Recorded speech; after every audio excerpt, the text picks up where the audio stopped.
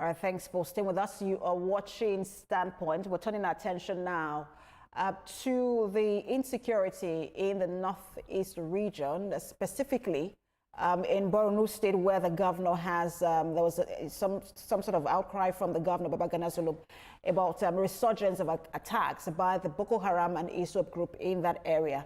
He said some communities are now under perpetual and continuous attacks. Let's bring in the advocate of people's rights and justice, Victor Giwa, or rather National Coordinator Advocates for People's Rights and Justice. Victor Giwa, he joins me live from Abuja studio. Good to have you join us. Yeah, good afternoon.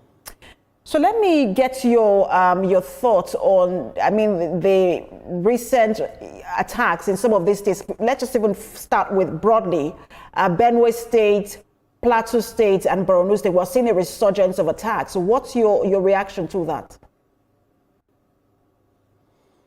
Well, thank you very much. It's very sad, and it's surprising that when we thought that we have moved from the phase of recurrent attacks from Boko Haram, from ISIS, and from terrorists, I would say, we are now, experiencing a resurgence of some of these attacks from Boko Haram and the terrorists.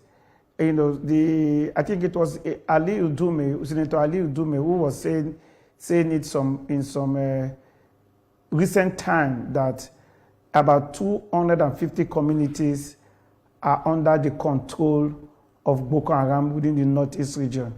And we just saw the governor of Plateau State, recently explaining how there was some attack in some communities just about a few days ago.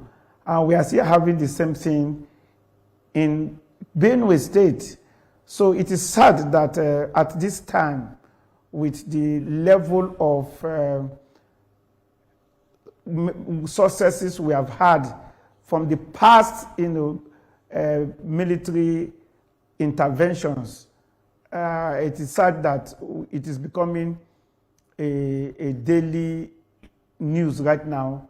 Some communities a few weeks ago, in January 12th, in Duba community in Borno State, over 40 farmers were killed.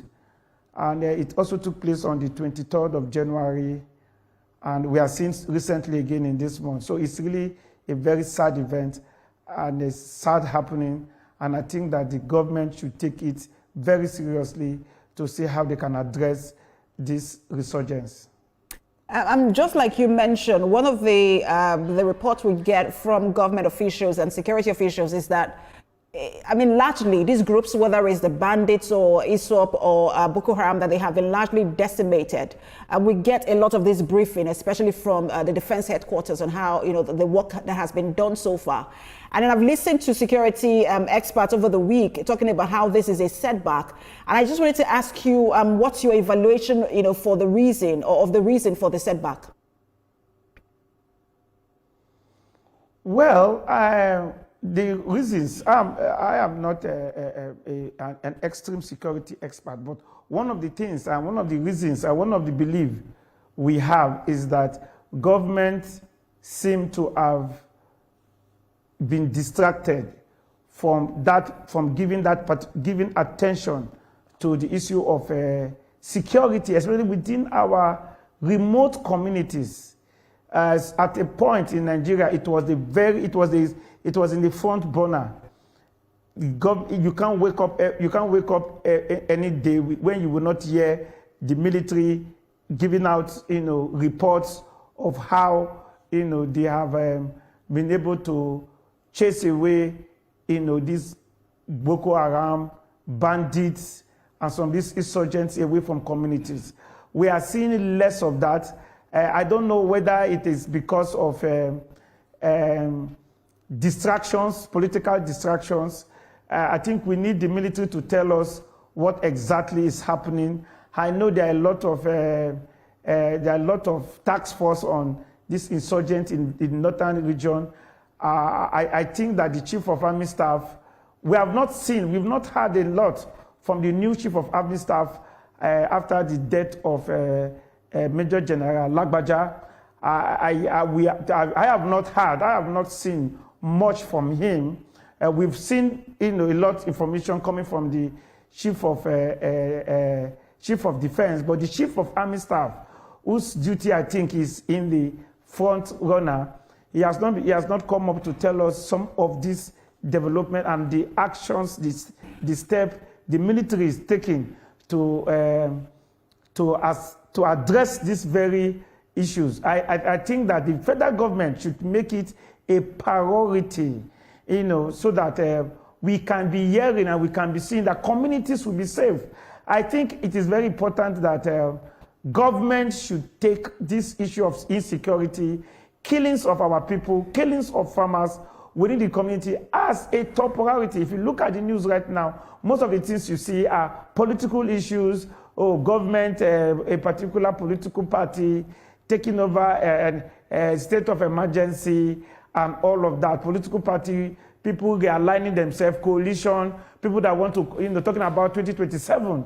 I think government should not lose focus about protecting of life and property. So the major reason I believe is the reason why we have this resurgence is because governments seem to have been distracted by some political activities, and they have failed to give priority or to concentrate more or to up their action and their steps in terms of coming out with strategy on how to address this issue of resurgency. We have also had the information from the defense information telling us about their actions recently, how they were able to chase away some, how they attack some insurgents, leading to killings of quite a number of them. We have seen some, gains by the military to that extent. But you see, it shouldn't be a case of the insurgent attacking communities, killing our farmers, killing our people, and then the military coming in. There should be a strategy of protection, a strategy of defense, of defending, a strategy of preventing such attacks, a strategy of engaging the community, a map where these communities, intelligence about possible attacks so that the security agency can preempt this attack.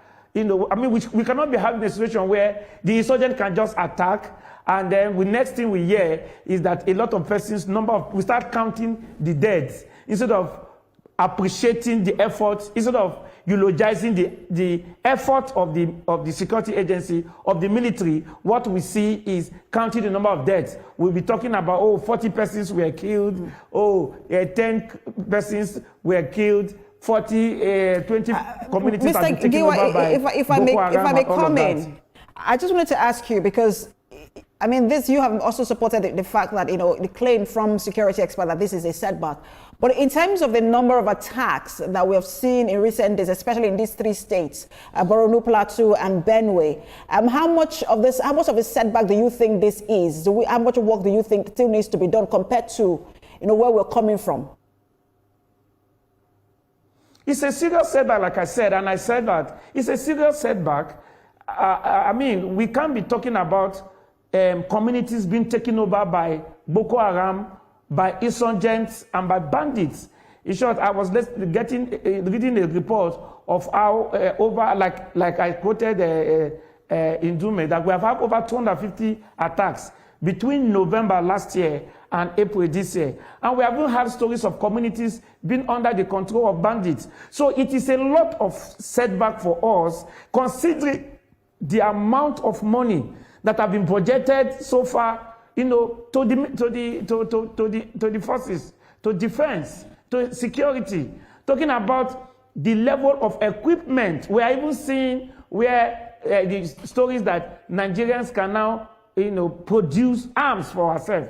So why are we having these attacks without a corresponding, defense from our security agency. It's a serious setback. It weighs so much on the mind of our people, and it affects the economy because these persons are farmers. In Benue State, they are 100% farmers. In the Northeast, all of them are farmers. In Katsina, those people that were killed were farmers. It will affect the economy in the long run. So when we are talking about food, increase in the prices of food, these are some of the immediate causes of the high price inflation rate. Because when farmers don't go to their farm to farm, when farmers don't go to their farm to harvest, what we see is scarcity. And when there is scarcity, there will be an increment in the price, and it will take its toll on the economy and on the people. So it is a serious setback for us as a nation. And it is and interesting, you mentioned the food inflation, because I remember the media chats by the Benue State Governor Hyacinth Alia, when he was talking about insecurity in the state, and he said he cannot wait for that to be dealt with because he wants the state to return to being the #1 producer of yam in the country. And so, of course, that's also leading to food insecurity. But I find interesting the fact that you mentioned the defense allocation and spending, because I was going to go there next. If you look at this year's budget, you realize that defense is a major focus of the president. But, I wanted to ask you if you think that we are demanding accountability, that is commensurate with the amount of money that is being spent on security.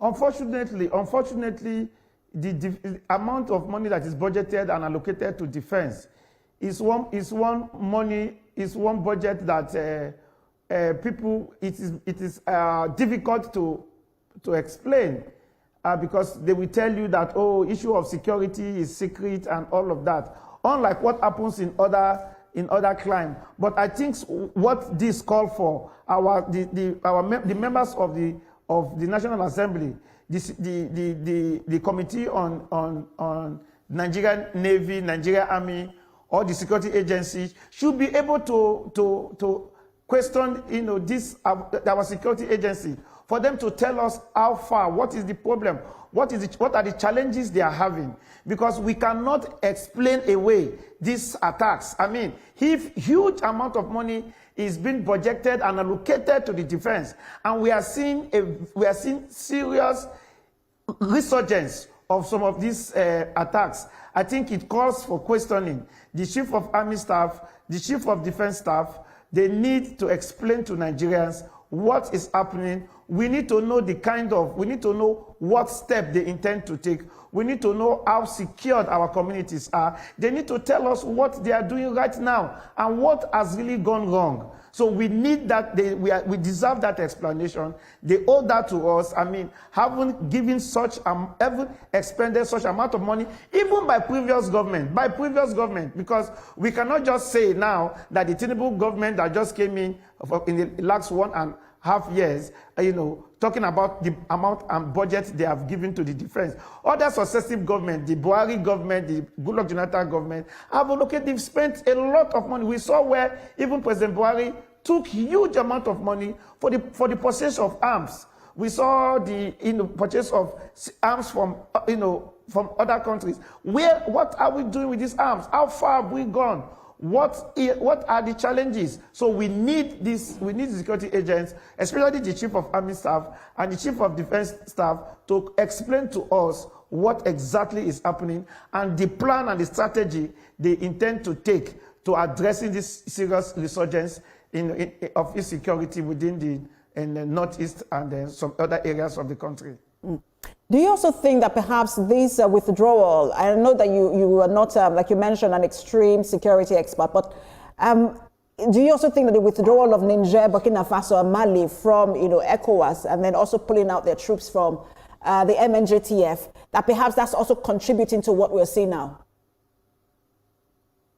I didn't get that. Please, can you come again? I was asking you if you think that the withdrawal of Mali, Burkina Faso, and Niger, especially Niger, who was an active player in the joint task force against ISWAP and Boko Haram, perhaps that has now been severed.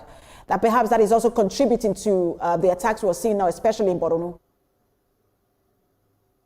Okay, yeah. I'm aware that. There are a lot of issues within within the northeast region, Borno in particular, and of course it borders and the Lake Chad region. And I'm aware that there were some joint task force, but since the withdrawal of Niger and other countries, yes, it could have affected the regional efforts, in fighting the insurgents, especially the Boko Haram and ISWAP, the Islamic West African province. I think that also has also contributed to it, because some of these insurgents, some of the Boko Haram elements, they move in from Lake Chad and Niger, and where there is no collaboration between the countries in terms of their forces, that again, we also see some form of collapse in terms of the intelligence and the enforcement. That also, I agree, could have also affected the resurgence, because somehow they might have seen some loopholes, sometimes they might have seen some gray areas where they use infiltrating, and especially in Nigeria, where we ourselves too, because we have a very large border, in all these things we also consider the porosity and the size. The size of our border. Nigeria cannot be over-policed because of the size of the country. We have less, numbers of security men, both in the army forces and in the police. But we know that there are still less hands and men, men on the ground, considering our border. But I think that that also has affected us. But most importantly, I think that there must be a grand plan. You see, the issue of security should not be kept on top of the political table. Nigerian military is one. The armed forces are one. So the strategy, the plan, the roadmap should be one. So that any commanding officer or the chief of army staff comes in, they follow the plan, because the whole essence of security is to the protection of life and property and preservation of the territorial integrity of Nigeria. So the roadmap should be the same. The strategy might be different, but the roadmap should be the same. So we think very strongly that the security agency should come with a watertight strategy or roadmap towards dealing with this insurgent. We shouldn't be having a case where we have some gains after a new government comes in, we'll now be seeing a resurgence or we'll be seeing a fallback. No, the issue of security should be such that any successive government that comes in, the head of the army, the head of the navy, the head of the army forces can continue from where the last chief of army staff or security chiefs have stopped. So we shouldn't see a change of a plan, a change of roadmap, a change of roadmaps. No, I think that even if the plan is not working, Mr. Giwa, you think that they should continue just for the sake of continuity? Come again? You were saying that there shouldn't be a change of strategy or roadmap because there is a change of leadership, and I'm saying that even when the plan is not working, they should just continue. They should continue with the plan just for the sake of continuity. No. If you, that is why we are discussing issue of resurgence. When there is a resurgence, it means that at a point it subsided. At a point it was better. In the past 10, 11 months, 15 months, we've not had cases like this. Like we are discussing right now. We held election in 2023, and we've not had this constant issue of attacks. It came before the election, but after the election, we have seen some reduction. We've seen some gains by the Nigerian army. But so recently, we are now seeing this resurgence. And there's a need for you to ask a question and ask the people in the aims of affairs, what happened to the gains that we have had in the past? What is the problem? So what I am saying is that if we have had gains in the past, it is important, therefore, that the current leadership in the military should continue from that path. should improve on it, not necessarily maintaining the status quo, but they should improve on it so we should see something better. And so if we have something better in the past, now the current leadership within the military should continue in that path. And that is the point I'm making. But if in the past we have had failures, then there will be a need for you to change the strategy and the roadmap. That is the point I'm making. Absolutely. So, but for what I am saying, but Mr. Giwa, I want to quickly come in. Enormous successes. Apologies because of time. I wanted to ask you because one of the strategies, you have been talking about coming up with strategies. And again, I was listening to, like I mentioned earlier, security experts during the week, and everyone seems to be repeating the same thing. Two things. One of them I would ask you about now, which is that Nigeria should seek the help of private mercenaries, as was done during the Jonathan administration, give them a target and the duration for that target, and get them to do the job and leave, and then the army can consolidate on their efforts. Is that something you will agree to? Because it looks like we're saying that our military cannot do the work. No. I have not said that our military cannot do the job. No. I'm asking you for your own opinion, on that strategy that has been proposed by security experts. Yes. The strategy, they have their strategy, but what we are saying is that they should come up with a better strategy, because you see that what the expert, the military will tell you is that, oh, this is an asymmetric war. Oh, this is not a conventional war. And so they have to, adopt certain measures. They have to adopt both kinetic and not kinetic. But to me, what I am saying is that the Chief of Army Staff, the various security stakeholders should come. There should be a collaboration between of course, which I think they are having, the Nigerian Army, the Nigerian Air Force, which they have been having, to come out with plans on how to make sure that these communities within these areas that are exposed to banditry and insurgent, how they could be attacked, how they could be protected, and if there is any attack, how there could be a counter-attack. So could it include getting more task forces, getting more military men into these areas, setting up a lot of military points within this community, training and retraining our military, encouraging, making sure that our soldiers that are on ground are well encouraged, they are well motivated. And Mr. Giwa, I get that point. Also, again, apologize, but I get that point. The question I was really asking was, some have said we need to, for short-term, just for the short-term impact, because all of this training and getting, equipment and ammunition could take a while. But if we want to have short-term impact, we should hire private mercenaries, get them to do the job and finish the job immediately. And I was asking if you think that that's the path that we should take. No.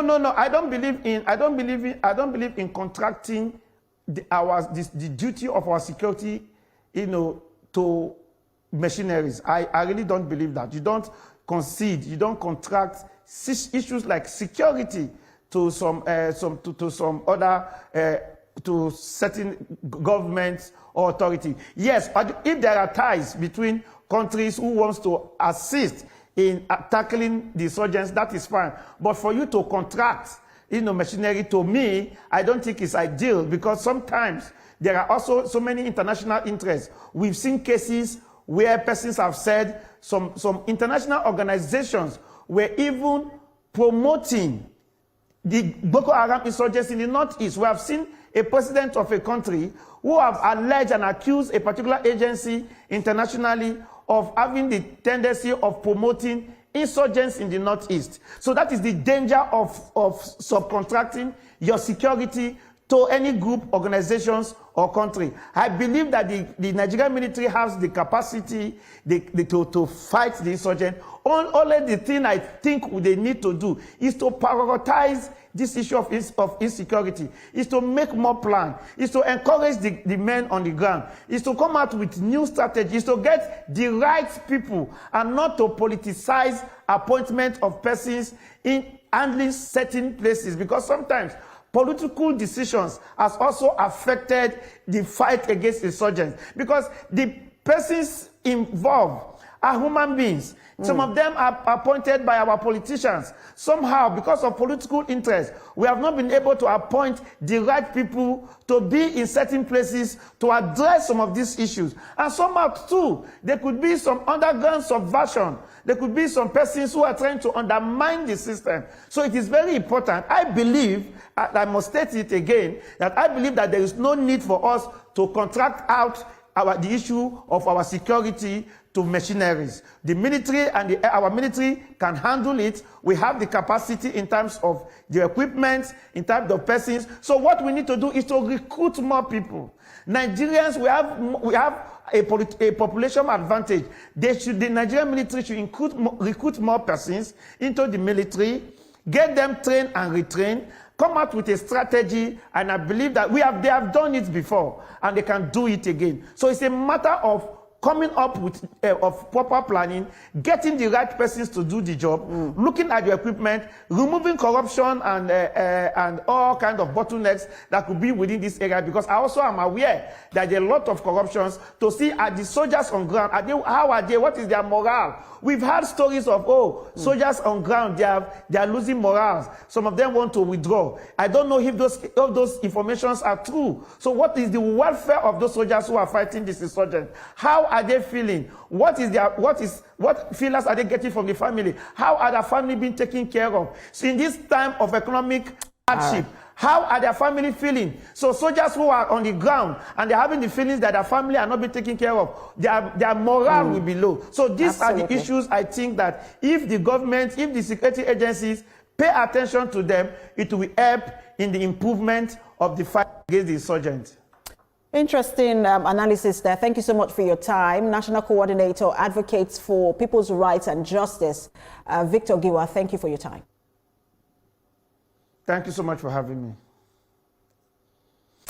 All right, we're going to take a break now, and when we return, we will look at Trump tariffs and the impact it could have on Africa. Stay with us.